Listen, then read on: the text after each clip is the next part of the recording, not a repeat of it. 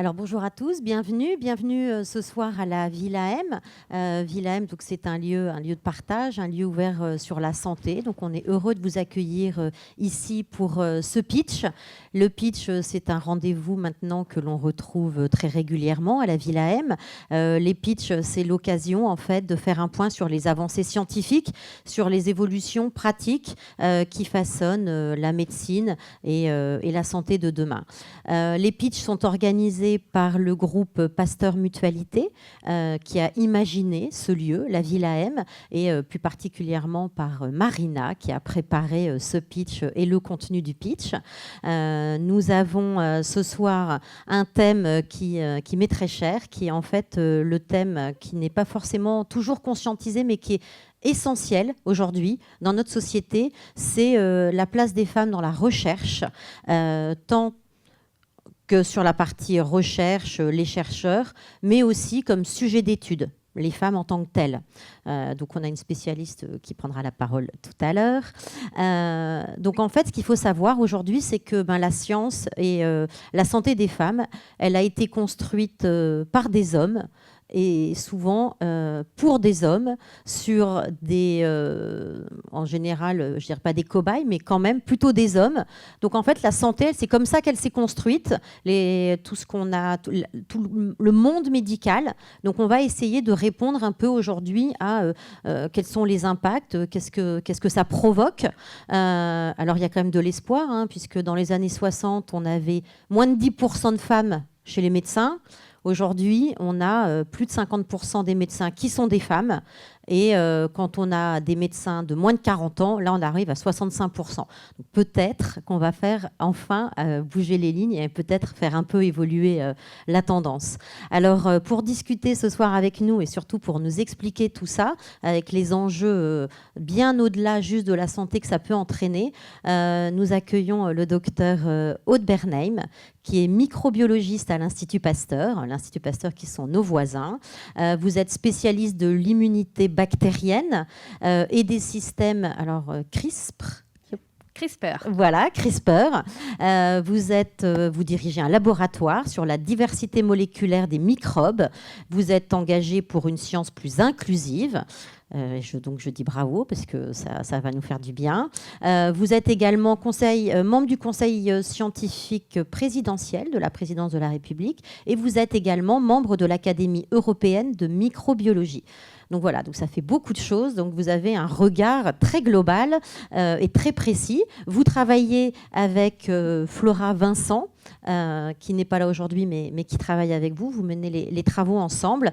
Et donc, ce soir, à la Villa M, on est heureux de vous accueillir parce que nous, ici à la Villa M, avec le groupe Pasteur Mutualité, on est vraiment convaincus qu'il faut partager les savoirs, qu'il faut aussi encourager les échanges entre chercheurs. Et donc, c'est pour ça qu'on fait souvent appel à l'Institut Pasteur qui regorge de cerveaux précieux et qui sont très utiles pour la recherche et donc pour la planète et pour notre société. Donc voilà, donc je vais vous laisser la parole parce que ce sera bien plus intéressant de vous écouter. Merci à vous. Merci. Enchantée, je m'appelle Aude Bernheim et en fait, ce dont je vais vous parler aujourd'hui est globalement le fruit d'une réflexion que je mène depuis plus de 10 ans avec Flora Vincent, que vous voyez sur ces images.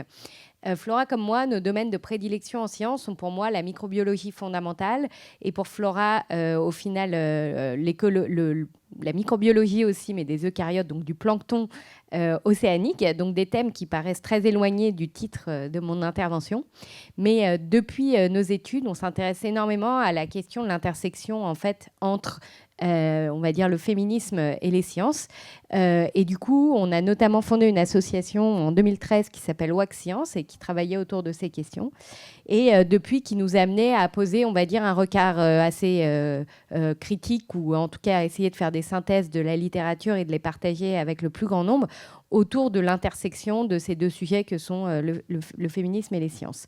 Et ça a mené à l'écriture d'un premier livre autour des sujets d'intelligence artificielle et de féminisme qu'on a écrit en 2018. que vous pouvez acheter, qui est dans une super petite collection. Et là, ce que je vais vous présenter un peu aujourd'hui, c'est justement des réflexions un peu plus récentes qui sont en fait à la base d'un second livre qu'on est en train d'écrire actuellement avec Flora. Donc, toutes ces idées-là sont développées. Et Flora, du coup, dirige elle aussi un laboratoire, mais en Allemagne, à l'Institut européen qui s'appelle l'IMBL, autour justement de questions de nouvelles technologies et d'écologie. Voilà, donc ça, c'est pour vous dire d'où je parle. Donc, quelque chose par lequel je voudrais commencer, c'est, j'imagine que vous avez entendu l'actualité récente, mais quand même, je pense que c'est un point d'honneur de rappeler ces questions-là. Donc, au début de cette année, il y a un nouveau président qui a pris ses fonctions aux États-Unis et qui a décidé, en fait, de vraiment mettre des mots, disons, interdits dans la recherche aujourd'hui. Et à utiliser cet executive order qui défend l'idée qu'il y a une gender ideology, et donc avec tout un tas de mots que vous allez voir, je vais pouvoir en effet mentionner en termes de diversité, en termes de genre et même de sexe féminin. Donc on a vraiment dans le cadre là une négation des données scientifiques et qui s'accompagnent de pair aussi bien d'une négation de la science, en fait, de demande de financement des gens qui avaient des études financées qui se retrouvent annulées, donc de la vraie censure, et en même temps de suppression de politique de la diversité. Et je pense qu'il faut que ça nous interroge, que les deux soient liés. Vous allez voir que je lis les deux sujets qui sont qui est-ce qui fait la science et quel type de science on fait. Et c'est d'autant plus important aujourd'hui au vu on va dire, tous les débats qu'il peut y avoir outre-Atlantique, mais il ne faut pas se mentir, il y a aussi des débats qui ont lieu ici autour de certains des termes que je vais utiliser, de rappeler tout un certain nombre de faits scientifiques et de travailler sur ces faits, de comprendre, et aussi de ne pas simplement, quelque chose qui est très important pour moi, c'est de ne pas s'attarder, on va dire, uniquement sur tous les problèmes qu'on a, mais de voir à quel point aborder la science, les sciences d'une nouvelle façon, nous permettent en fait de faire des découvertes fantastiques. Et donc que vraiment aborder la science sous un nouvel angle, celui du féminisme, et la science ici, je vais parler majoritairement de biologie aujourd'hui, permet de faire des découvertes assez extraordinaires. Et donc en fait, on peut voir déjà les effets que ça a que de penser ces sujets.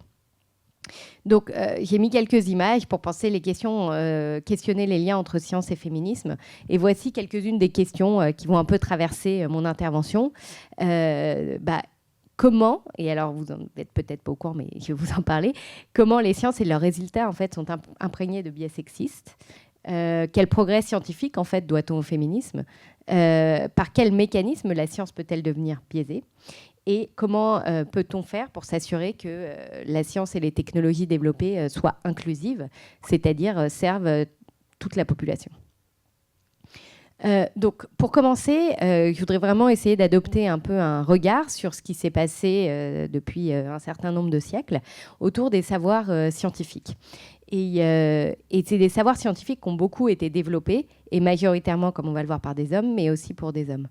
Donc avant ça, je pense qu'il faut s'arrêter un petit peu de temps sur des définitions.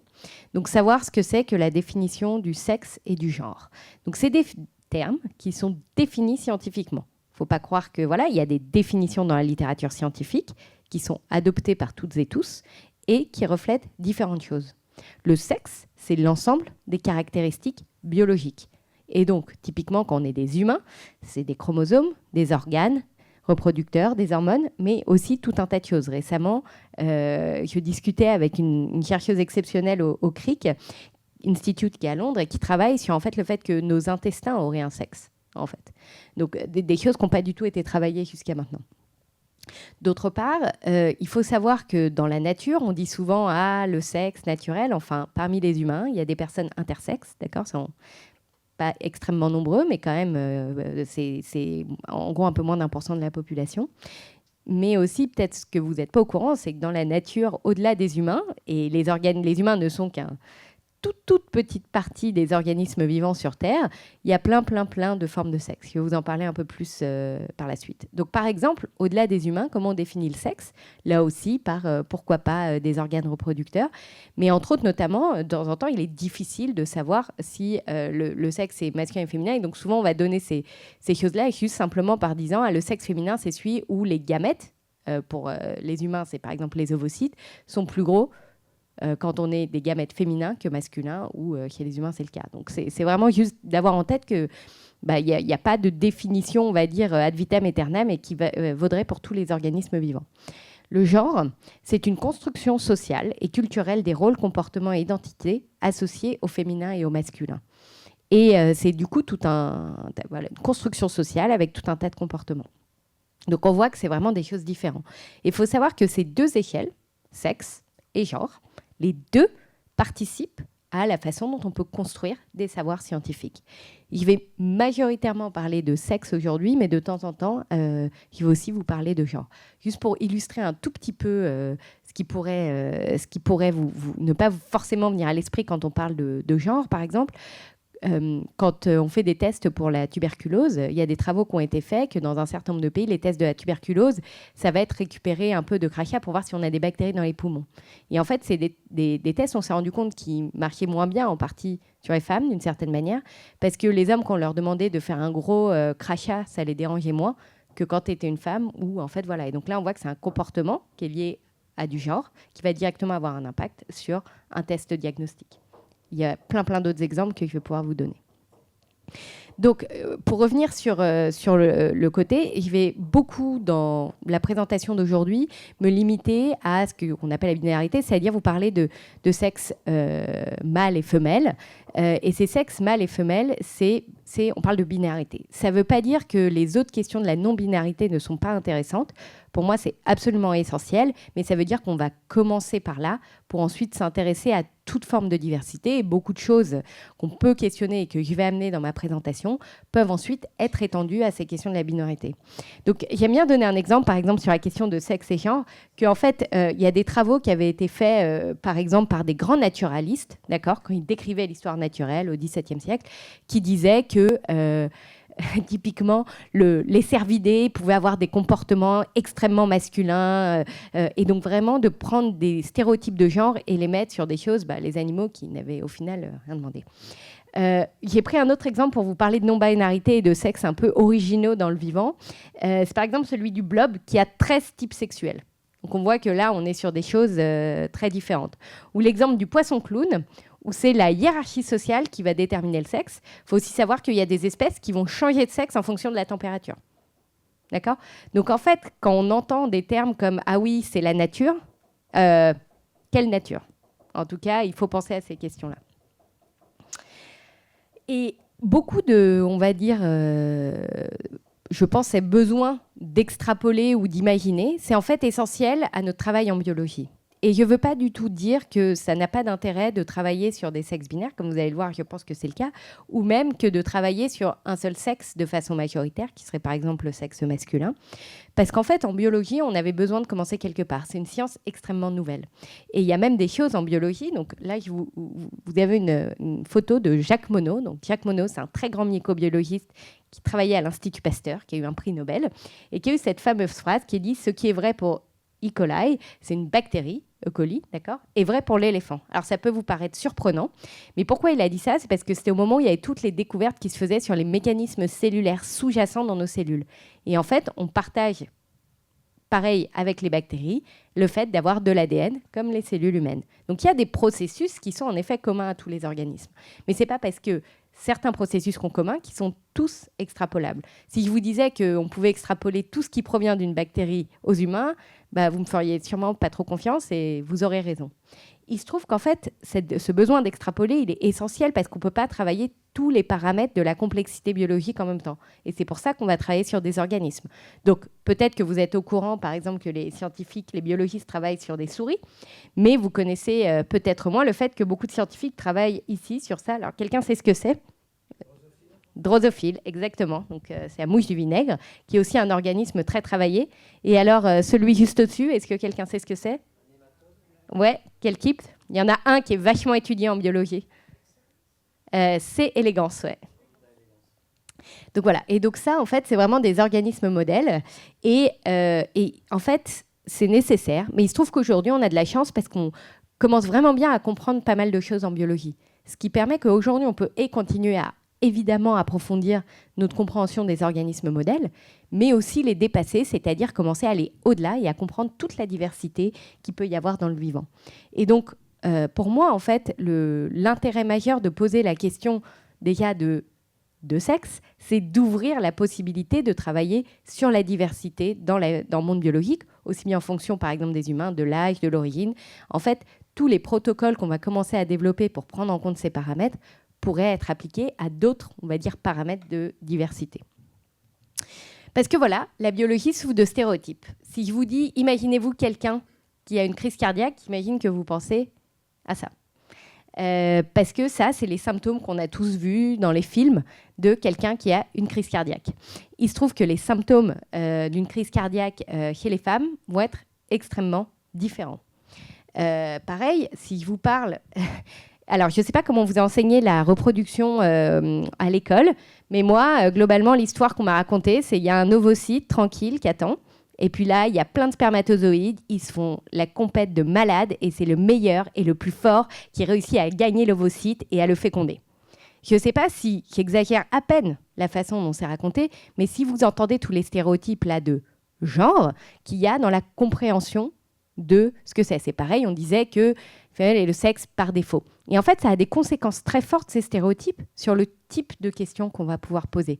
Parce que quand on présente les spermatozoïdes de cette manière et l'ovocyte de cette manière, on va du coup pas forcément poser la question du rôle actif de l'ovocyte dans la sélection des spermatozoïdes.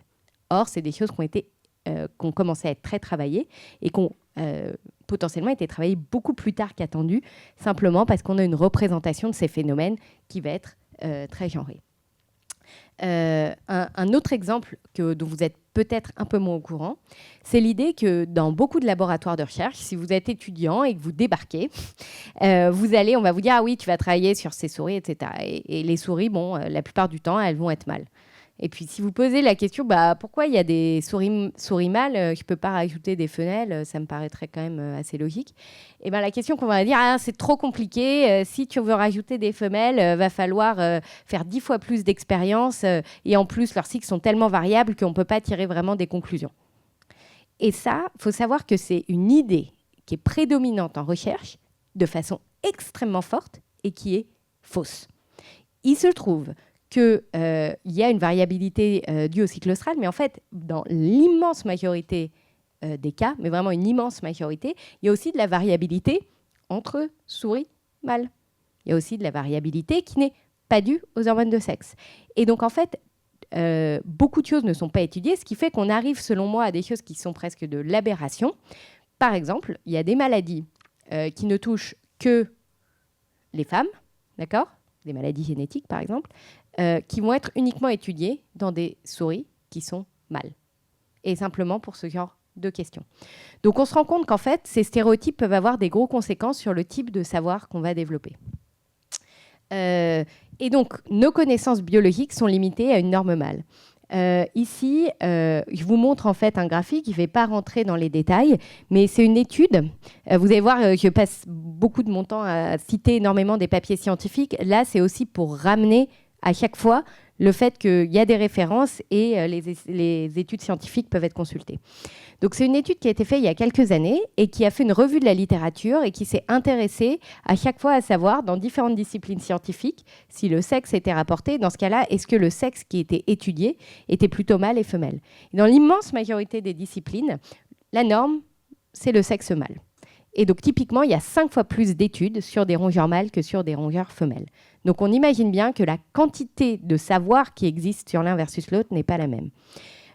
Historiquement, on peut aussi voir que les femmes ont été exclues des essais cliniques. Qu'est-ce que je veux dire par là ? En fait, au moment où on développait des essais cliniques, il y a eu des tragédies qui ont eu lieu, notamment qu'il y a eu des médicaments qui ont été testés et que les femmes qui faisaient partie de ces études et qui étaient enceintes ont eu ensuite des très gros problèmes pour leurs enfants. D'accord ? Suite à à ce type de tragédie, les femmes pendant longtemps ont été complètement exclues, notamment les femmes en âge de procréer. Parce qu'il y avait la telle peur qu'elles ne soient pas au courant qu'elles soient enceintes, mais qu'elles soient dans l'essai clinique, et qu'il y ait des problèmes par la suite, que c'était juste plus simple de les exclure.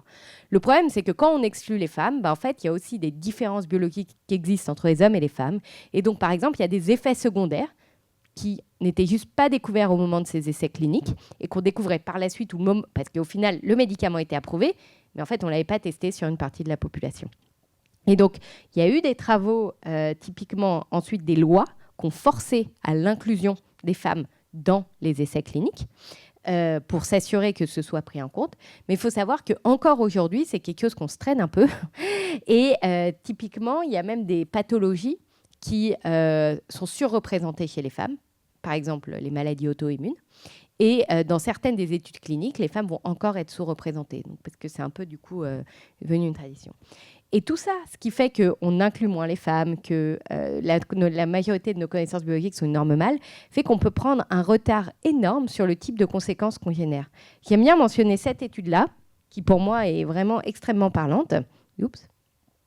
Cette étude qui a été publiée dans Science en 2020 et qui s'intéresse à... Donc en fait, il faut savoir que dans nos cellules, on a ce qu'on appelle... On a un programme génétique. D'accord ? Il faut s'imaginer que c'est un peu comme un livre de recettes.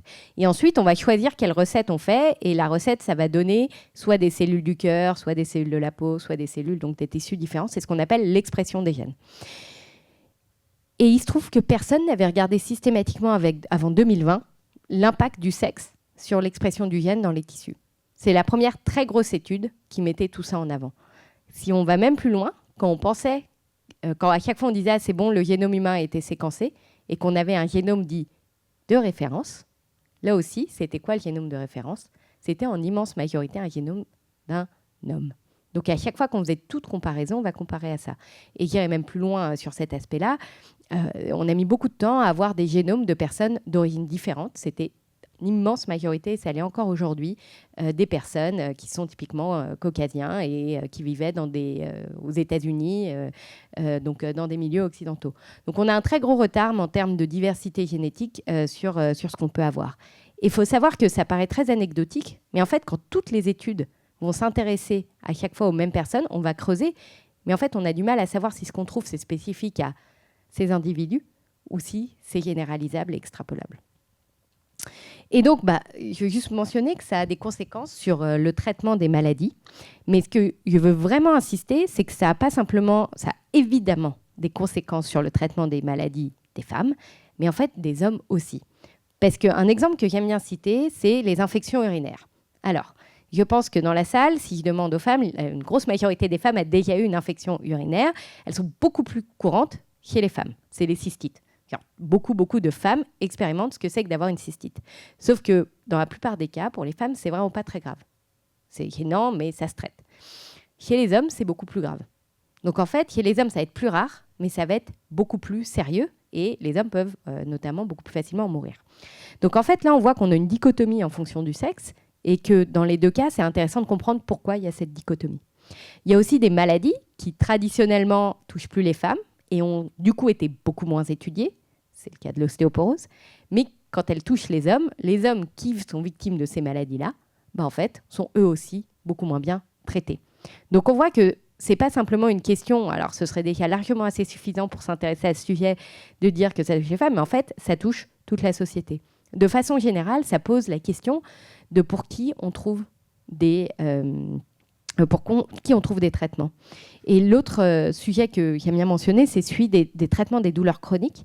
On a compris récemment que les voies de traitement de la douleur, on va dire, dans plein de maladies, étaient différentes chez les hommes et les femmes. Et donc, il y avait tout un tas de types de traitements antidouleurs qui fonctionneraient dans un sexe ou pas l'autre. Là encore, c'est des choses qui sont vraiment, on va dire, assez nouvelles. Voilà. Et donc, pour finir un peu cette partie un peu historique, d'une certaine manière, ce que j'aimerais dire, c'est que pour moi, il y a vraiment quelque chose d'important. Alors, j'avais vu ce tableau dans un ministère que j'avais adoré. C'est la question de savoir ses pouvoirs. Pendant longtemps, selon moi, il y a vraiment eu cette idée que, et on va y revenir, la science a été faite d'une certaine manière par les hommes, et donc du coup, c'était une forme de domination aussi un peu masculine sur les femmes, et que la science pouvait être utilisée pour ça. Mais on voit que quand il y a des sujets qui émergent, ça peut aussi être les découvertes scientifiques, des énormes vecteurs d'émancipation. Ça a été le cas, par exemple, avec la possibilité d'avoir de la contraception qui a permis une forme d'émancipation. C'est aussi le cas, je dirais, et vous allez voir des choses, si au final on arrive à vivre en tant que femme en meilleure santé, c'est aussi des cas d'émancipation. Donc, je crois qu'il y a aussi de ce chiffre un peu plus tard, mais il faut s'imaginer, pour vous donner une idée de ça, les douleurs menstruelles, c'est quelque chose qui touche énormément de femmes. D'accord ? Le PMS, ça touche, je crois, quelque chose comme plus de 75% des femmes. Toutes les personnes qui ont eu des douleurs menstruelles savent qu'en fait, bah oui, ça diminue la productivité au travail, c'est ennuyant, voilà. Et en fait, il faut savoir qu'il y a 5 fois moins d'études sur les douleurs menstruelles encore récemment que sur les dysfonctions érectiles, qui touchent que 20% des hommes. Donc, on voit que c'est des facteurs qui peuvent vraiment être liés à l'émancipation. Donc, tout notre propos avec Flora, c'est de dire qu'en fait, il faut qu'on s'empare de ces sujets scientifiques, que le savoir, c'est le pouvoir, et donc que la science, c'est vraiment des vecteurs d'émancipation, aussi bien de nous en tant que femmes, que aussi de la science elle-même, pour s'émanciper d'une vision un peu stéréotypée et biaisée de ce que c'est que la science. Et donc, par quels moyens on peut émanciper la science du sexisme ? Donc, vous allez voir qu'ils sont nombreux. Et je voudrais d'abord commencer par des moyens, on va dire, scientifiques. Donc, pour ça, je vais vous dire comment on fait de la science. Il y a la démarche scientifique, c'est d'abord établir une question de recherche. Deuxièmement, mettre en place des protocoles expérimentaux. Troisièmement, analyser des résultats. Quatrièmement, interpréter ces résultats. D'accord ? À chaque étape de cette démarche scientifique, les sciences peuvent être victimes de sexisme. Et à chaque étape, il y a des façons de s'émanciper de ces biais et de proposer des nouveaux types de savoirs en allant au-delà de ces biais. Donc, je vais vous montrer quelques exemples. Donc, par exemple, pour établir la question de recherche, je vous ai parlé du type de problème qu'on avait typiquement quand je vous parlais de la reproduction. Donc, typiquement, quand on va poser une question de recherche, on peut être biaisé par des préjugés. C'est ce que je vous ai expliqué, par exemple, sur le concept de la reproduction. Ces préjugés, ça veut dire que, typiquement, on va regarder plus facilement ce qui va être actif. Et là, je vous ai mis des types de différenciation cellulaire autour des différents sexes qui ont été typiquement découverts beaucoup plus tard sur le sexe féminin que sur le sexe masculin, notamment liés à ces préjugés. Mais on est aussi lié par des savoirs existants. C'est une anecdote que j'aime bien raconter, que je trouve très triste. Je discutais avec une doctorante, c'était il y a quelques années maintenant, il y a 5-6 ans, qui travaillait sur la maladie d'Alzheimer. Alors, il faut savoir qu'en plus, Alzheimer touche beaucoup de femmes. Cette doctorante avait tout un travail, voulait faire tout un travail. En fait, elle avait vu qu'il y avait toute une partie de la littérature qu'elle trouvait passionnante, mais qui avait été faite uniquement sur des rongeurs mâles. D'accord ? Et elle a dit, moi, ce que je veux voir, c'est est-ce que c'est les mêmes voies qui ont lieu chez des rongeurs femelles. Elle a soumis une demande, et elle a soumis ça à un comité d'éthique. Quand on veut faire ce type de recherche, on soumet à un comité d'éthique. Le comité d'éthique lui a répondu que sa recherche ne serait pas éthique, parce que comme aucune autre équipe dans le monde ne travaillait sur des souris femelles, ça ne pourrait pas être comparé aux résultats des autres équipes. Et je me suis dit, mais comment un comité d'éthique a pu écrire un truc pareil ? Mais c'est pour vous dire qu'en fait, on est aussi biaisé par des savoirs existants. Et je vous ai aussi mentionné ces chiffres sur ce qu'on ne connaît pas en termes de, justement, le type de questions de recherche qu'on va poser. Et donc, vous avez peut-être entendu parler typiquement de l'endométriose. On a mis énormément de temps avant de commencer à mettre des mots sur cette maladie, de la diagnostiquer, de mettre en fait au jour que juste c'était tout un tas de choses qui ont été faites pour plein d'autres maladies. Et vous imaginez bien que s'il y a lieu sur cette maladie, c'est des choses qui ont lieu sur plein d'autres sujets. Donc, on peut poser des questions non biaisées. Et ce que je vais vous montrer, en fait, c'est qu'à chaque fois que je vous donne ces exemples, on pourrait trouver ça déprimant. Mais non, ce qui est super, c'est qu'en fait, les gens, depuis quelques années, ont vraiment commencé à prendre ça à bras-le-corps et à traiter ces sujets-là. Et en science, qu'est-ce qui se passe quand des gens commencent à s'intéresser au sujet ? Ils font des découvertes géniales.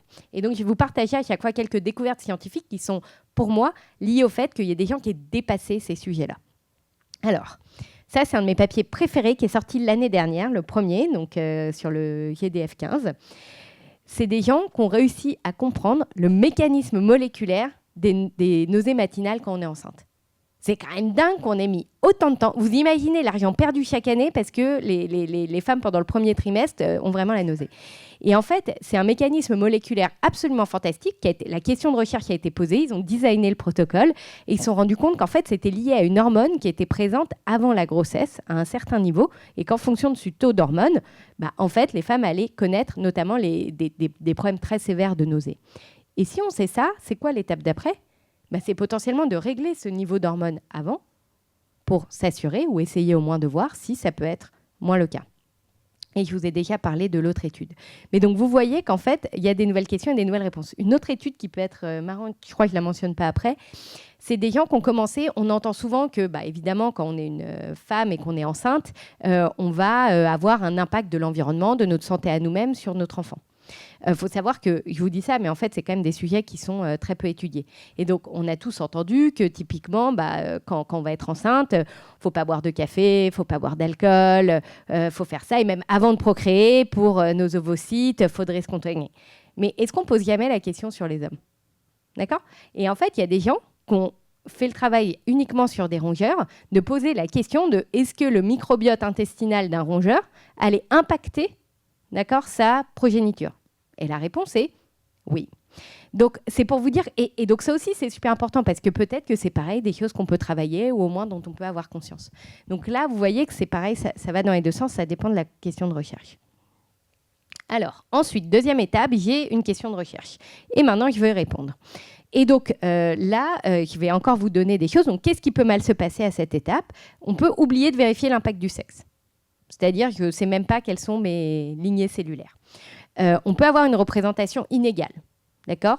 Ah oui, j'ai mis que des mâles dans mon échantillon. On peut aussi généraliser à partir d'un seul sexe. Dire tout se passe de cette manière-là. Ou on peut utiliser des méthodes inadéquates. Et donc, là, je vous ai mis 2 papiers, mais quelque chose que je voudrais mentionner, c'est l'oubli. On peut se dire, mais non, maintenant, plus personne n'oublie. Pendant la pandémie de Covid, il faut savoir que très vite, les médecins se sont rendus compte qu'il y avait une différence très forte de réaction entre les hommes et les femmes. D'accord ? La maladie ne touchait pas les personnes de la même manière. Et malgré cette observation qui a été très précoce, où tout le monde se rendait compte, il y a eu une revue de la littérature sur 2500 études sur la Covid-19, donc cette revue a eu lieu il y a 2-3 ans, qui montrait que moins de 5% des chercheurs avaient prévu d'analyser les données en fonction du sexe. Donc vous voyez qu'en fait, c'est pas des choses qui sont complètement anodines, quoi. Et pourtant, quand on fait ça, qu'est-ce qu'on peut voir ? Donc, justement, en reprenant l'exemple du Covid, il y a une étude qui a eu un impact énorme, qui s'est dit, mais si on voit une différence dans en fait, la façon dont les patients vont être infectés par la maladie, ils doivent avoir des différences dans leur système immunitaire. Et c'est des choses qui vraiment sont commencées en train d'émerger. Et ils se sont rendus compte, en effet, qu'il y avait certains types de réactions immunitaires qui allaient être spécifiques à un sexe et que du coup, on pouvait agir là-dessus. Et quelque chose d'autre une autre étude, on va dire un peu dans la même veine, donc on appelle ça le dimorphisme sexuel, c'est-à-dire en fait qu'en fonction du sexe, on va avoir des réponses différentes, a été trouvé récemment dans Science par une équipe qui est l'équipe de la directrice de l'Institut Pasteur actuel, Yasmine Belkaïd. Et donc, elle a avec son équipe, ils ont démontré en effet que sur la peau, il y allait avoir en fait une réaction très spécifique de certaines cellules, donc comprendre vraiment les mécanismes sous-jacents à l'immunité. Et en fait, ce type de découverte peut par exemple suggérer des nouvelles voies de vaccins. Et ça n'avait pas été trouvé justement parce que si on fait la moyenne entre les deux sexes, on ne verrait pas de différence. Sauf que quand on s'intéresse à séparer les sexes et à travailler uniquement sur l'un ou l'autre, là, on va voir des grandes différences qui vont avoir lieu. Donc, même sur des choses du coup très compliquées qui impliquent des interactions entre les microbes de la peau, les cellules immunitaires, etc. Donc, on voit que commencer à élaborer des protocoles de recherche inclusifs, là encore, des grandes découvertes et des thérapies. Et on n'en est qu'au début. Alors ensuite, une fois qu'on a récolté les données, l'idée, c'est de les interpréter. Donc là, je vais vous donner, donc dans les questions majeures, c'est comment on va analyser nos données ou désagréger les données.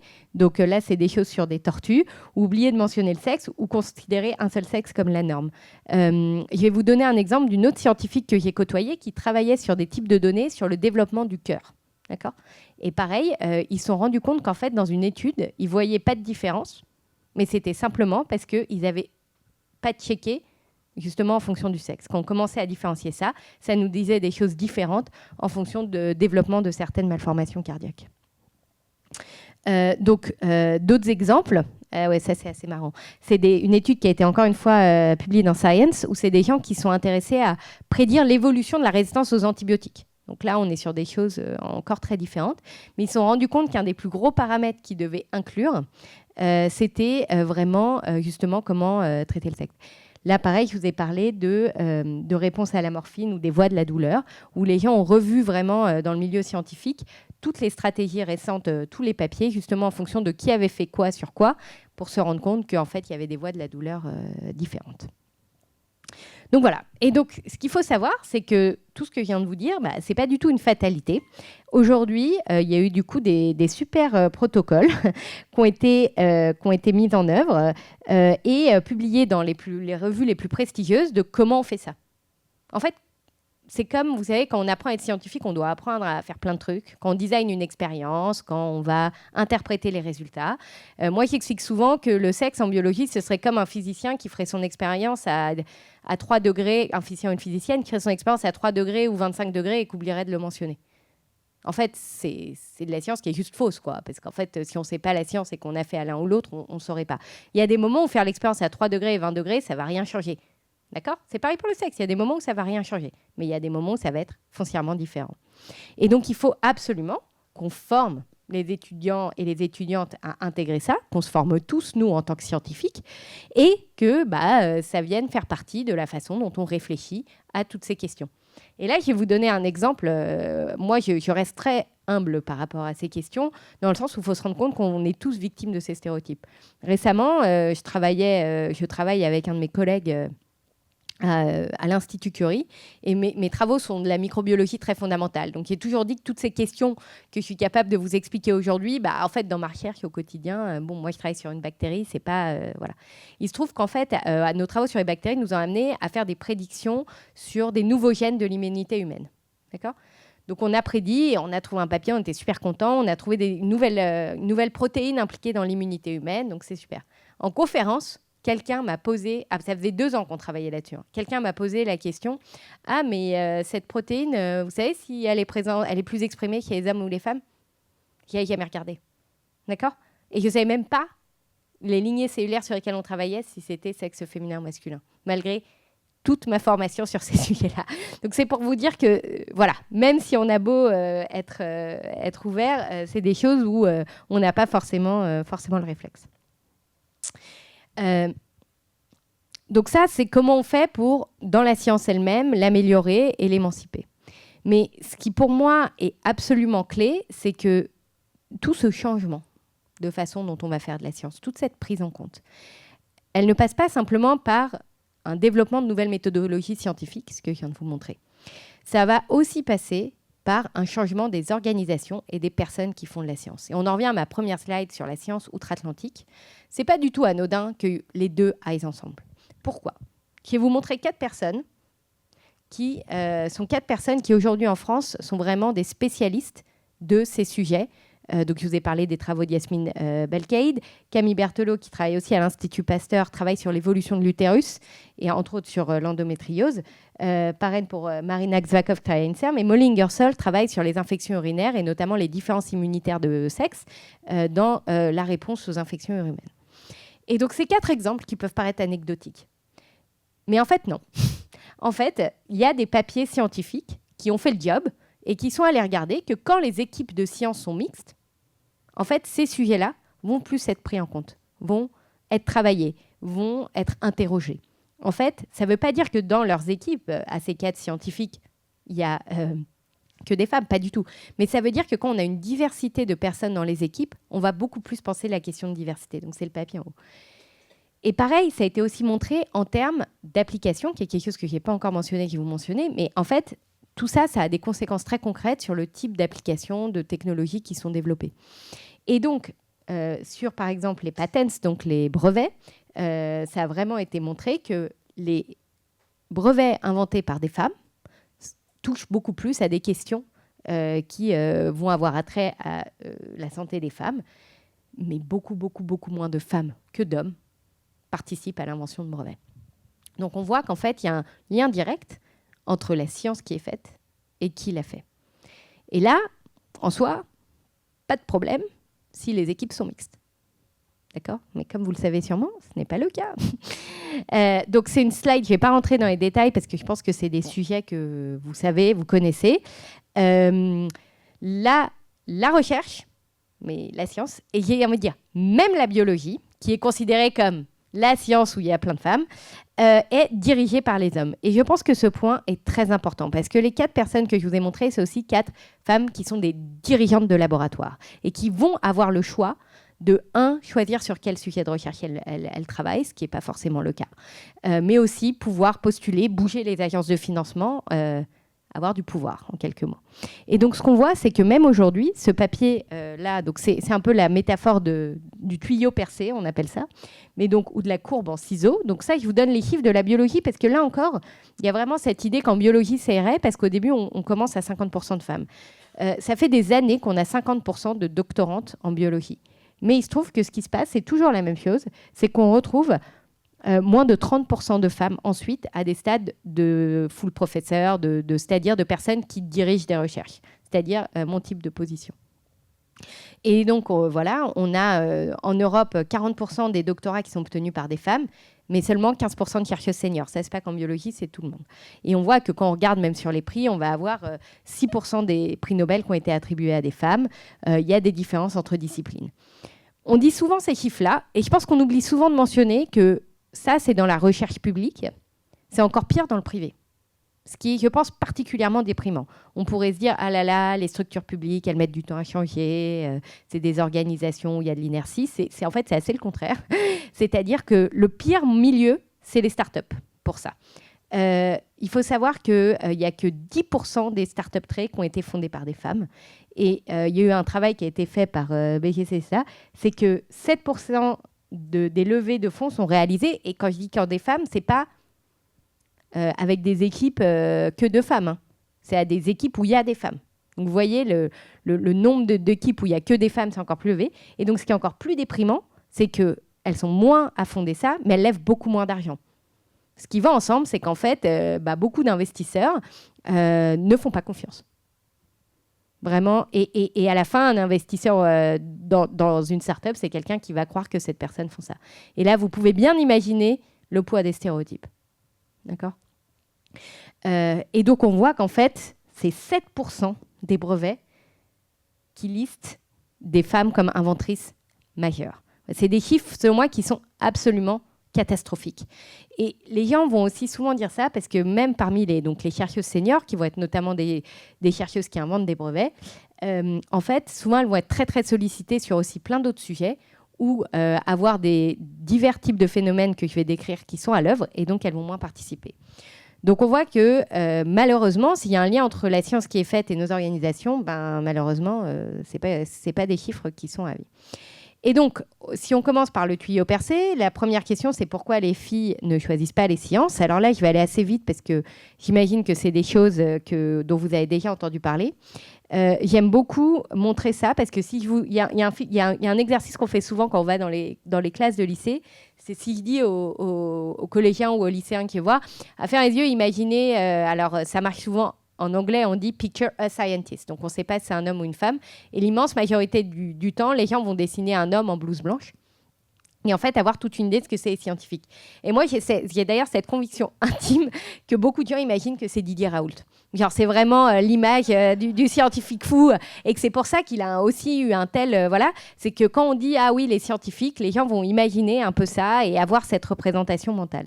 Et donc, ces stéréotypes, en fait, ça a un énorme effet sur le choix d'orientation. Il faut vous dire, moi, par exemple, qui adore mon métier, qui suis absolument passionnée, je ne voulais pas du tout faire de la science. parce que je ne me sentais pas à ma place, parce que je n'avais jamais vu quelqu'un qui me ressemblait.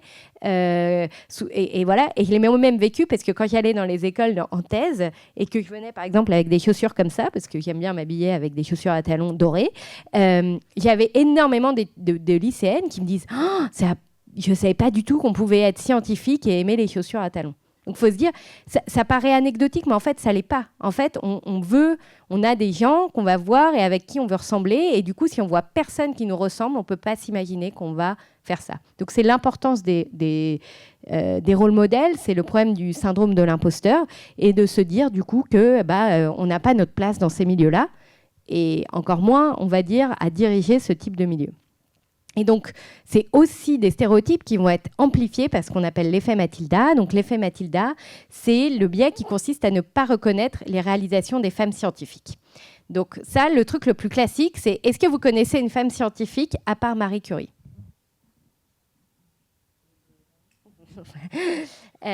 En fait, alors, si je vous demande de nommer 10 scientifiques, vous n'aurez sûrement pas trop de problème à le faire. On connaît peu. On a peu ces noms en tête, on a peu d'héroïnes et on a peu d'images de ce que ça peut être. Et on se pose aussi encore, est-ce que ça a lieu encore aujourd'hui ? En fait, dans tout ce qui est représentation, dans les prix, dans ce qui va se passer dans les médias, dans qui prend la parole, etc., c'est des choses qui ont encore lieu. Un exemple que j'adore donner, c'est rappelez-vous pendant le Covid. Okay ? Pendant le Covid, tout le monde a peur. Donc, on a besoin d'entendre des scientifiques qui nous disent la vérité vraie. D'accord ? Qui on voit sur le plateau, on voit que des hommes. Directement. Et les quelques femmes qui ont pris la parole, qui ont fait les choses, des médecins notamment qui ont fait ça, elles se sont fait mais éclater, quoi. Donc on voit en fait que c'est encore des choses qui sont très à l'œuvre. Donc voilà. Et donc il faut savoir que ça, il y a énormément d'études qui documentent qu'il y a des biais à chaque étape de la carrière scientifique. Il y a des travaux, il y a des travaux vraiment très connus maintenant qui montrent notamment celui-là là, en bas. C'est des travaux où en fait les gens ont envoyé un CV, c'était le même CV, la seule différence c'est le nom. C'est ce qu'on appelle du testing. D'accord, on envoie un CV. Ils envoyaient à plein de professeurs et en posant tout un tas de questions, genre est-ce que vous seriez prêt à embaucher cette personne ? Est-ce que vous seriez prêt à mentorer cette personne ? Et en fait, il y a des biais qui montraient vraiment que typiquement, par exemple, les femmes auraient beaucoup plus de mal à trouver un mentor ou une mentor, alors qu'en sciences, c'est très important. Il y a eu des travaux fantastiques au moment du CNRS, donc c'est le deuxième papier au milieu, qui montrait qu'en fait, ils ont fait un truc où ils se sont dit on va former les comités qui recrutent au CNRS à ce que c'est qu'un biais de genre. Et quand ils formaient les scientifiques, ils avaient un certain nombre de résultats. Juste avant ça, ils demandaient aux scientifiques s'ils pensaient eux-mêmes avoir un biais de genre. Et puis ensuite, ils ont laissé la possibilité de ne pas être formés. Et en fait, les scientifiques qui ne pensaient pas avoir un biais de genre étaient évidemment les plus biaisés. Et donc, avaient vraiment biaisé et allaient sélectionner de façon différente. Donc, il faut aussi parler d'aujourd'hui, les carrières scientifiques sont souvent des carrières prenantes, notamment quand ensuite on va avoir des responsabilités. Et les femmes dans le monde général, c'est-à-dire incluant la science, participent plus aux tâches domestiques. Et donc là aussi, il y a des questions qui se jouent. Je ne vous parle même pas du sexisme ordinaire, mais aussi quelque chose auquel on pense moins, et ça j'aime bien faire réfléchir les gens, et ça c'est vrai dans tous les milieux professionnels, mais notamment au laboratoire, où en fait un laboratoire c'est un peu comme un restaurant, une cuisine, il faut toujours faire le ménage, ranger, faire ce genre de choses. C'est en très grande majorité des femmes qui vont faire ce travail d'organisation qui sont hyper utiles à tout le monde, mais que personne ne veut faire, et en fait personne ne va en tirer des choses bien pour leur CV. C'est pareil, c'est souvent les femmes dans les laboratoires qui vont organiser les pots, qui vont s'assurer que les choses soient faites. Et donc, c'est plein de petites choses comme ça qui prennent du temps sur du temps de recherche. Or, le temps de recherche, c'est de la productivité et ça se traduit par des carrières. Et puis, moins de visibilité, on en a parlé. La bonne nouvelle, c'est qu'on peut absolument faire quelque chose pour que ça s'améliore. Donc, on peut avoir une science... Oula, oui, il faut que j'arrête. On peut avoir une science bien plus inclusive en permettant d'avoir 35% à tous les niveaux. C'est Rosabeth Kanter qui a décidé, qui a écrit et qui a compris que c'était vraiment des chiffres qui permettaient de faire ça. Donc ça, c'est plein d'initiatives qui existent à chaque niveau pour être capable de travailler ça. Je voudrais juste, j'ai encore quelques slides à vous montrer, notamment que en fait, quand la science est dirigée par des hommes, il y a aussi une recherche qui va être sous-financée. Donc il y a toute une question sur le type de financement. Et donc il y a eu des travaux récents qui ont montré qu'en fait, le financement de façon générale faisait ça. Et donc, par exemple, les maladies qui affectent de façon primaire les femmes sont moins financées. Et il y a aussi quelque chose qui, je pense, est important à faire.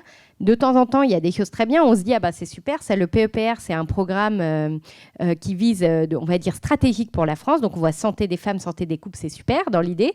Mais en fait, on se rend compte que ce PR, c'est santé des femmes, santé des couples. Qu'est-ce que ça suggère? Que la santé des femmes, c'est la santé reproductive. Une femme n'est pas un utérus. C'est différent. Donc là, on se rend compte que c'est un peu ce qu'on appelle la médecine bikini. Et donc, ce qu'il faut avoir en tête, c'est que toute cette recherche doit être financée au-delà donc, des femmes à divers âges de la vie et vers ça. Et donc, ce qu'il faut avoir en tête, c'est que tout ce que je vous dis là, c'est qu'il y a des opportunités fantastiques, des opportunités scientifiques avec des nouvelles questions inexplorées, des opportunités de développement technologique et des opportunités économiques, parce que si on réduit le fait que les femmes soient en mauvaise santé, il y a des énormes opportunités économiques à gagner. Donc, c'est des choses qui ont été travaillées, par exemple, par McKinsey dans un rapport sur le Women Health Gap. Et donc, dit que si on réduisait le gender gap en santé, on pourrait récupérer 1 000 milliards. Voilà, donc ça, c'est ma slide de conclusion. Pour moi, vraiment, c'est clé. Le savoir, c'est le pouvoir. Et donc, le féminisme, c'est vraiment une nouvelle frontière pour les sciences parce que c'est une émancipation au niveau individuel. Je ne peux pas vous dire à quel point c'est incroyable d'être scientifique, c'est génial. Et j'espère que toutes les personnes qui voudraient faire de la science puissent avoir l'espace de le faire. C'est-à-dire que la science et les organisations scientifiques soient assez inclusives pour que ce ne soit pas son sexe, son origine, sa place sociale qui nous disent ce qu'il faut faire.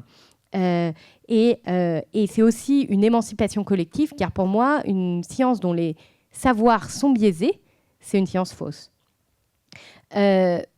Donc, c'est des questions à plusieurs facettes. Les causes et les conséquences sont bien identifiées. Et surtout, j'espère vous avoir montré que c'est des nouveaux territoires scientifiques à explorer. Il y a un monde à découvrir et des sujets tellement excitants, tellement passionnants. Quand on est scientifique, aujourd'hui, on a toujours envie d'aller travailler sur les trucs les plus nouveaux, les plus excitants. Ça, clairement, ça en fait partie. Et les conséquences de tout ça, c'est que toutes et tous, on bénéficiera d'une science de meilleure qualité. Et sur ce, je vous remercie. Je vais prendre vos questions.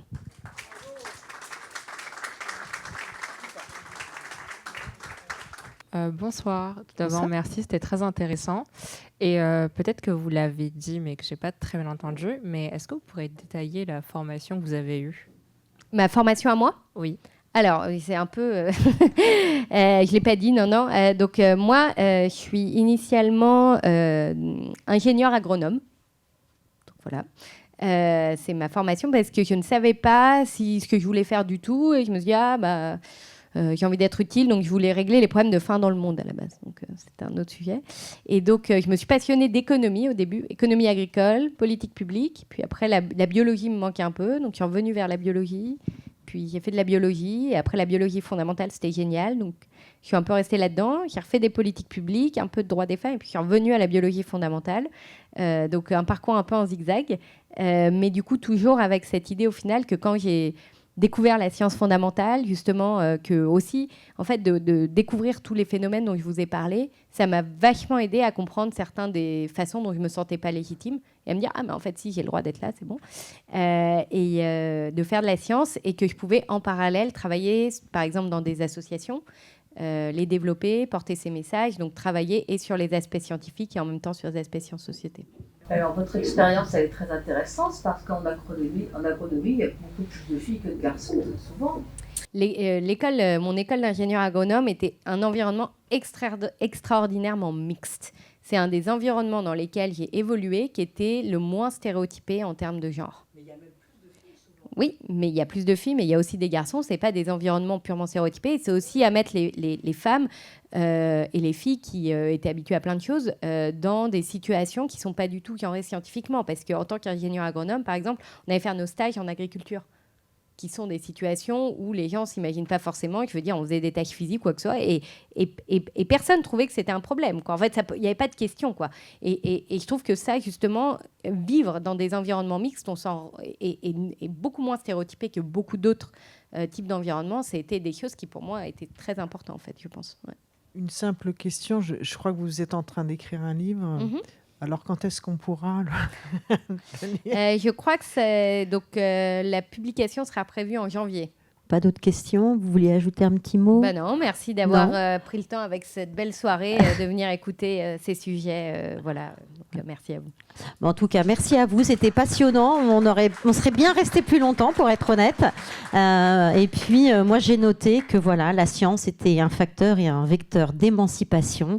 Donc, on compte sur vous pour participer à l'émancipation féminine dans notre société aujourd'hui et plus particulièrement dans la santé.